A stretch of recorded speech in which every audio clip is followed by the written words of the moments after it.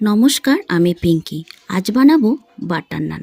প্রথমে 2 বাটি ময়দা নিয়ে নিলাম, দিয়ে দিলাম 2 চামচ টক দই, 1 হাতা ঠান্ডা দুধ, স্বাদ মতো লবণ, 1 চামচ চিনি, 2 চামচের মতো সাদা তেল, 1 চিমটি খাওয়া সোডা দিয়ে ময়দাগুলোকে ভালোভাবে ময়াম দিয়ে নেব। তারপর উষ্ণ গরম জল দিয়ে ময়দাটাকে মেখে নেব। মাখা হয়ে গেলে হাতে কিছুটা সাদা তেল দিয়ে 10 মিনিটের জন্য রেস্টে রেখে দেব। তারপর একটা বেলনিতে ডোগুলো বানিয়ে রেখে লম্বা করে বেলে নেব। দিয়ে দিলাম কাঁচা লঙ্কা, কিছুটা ধনেপাতা।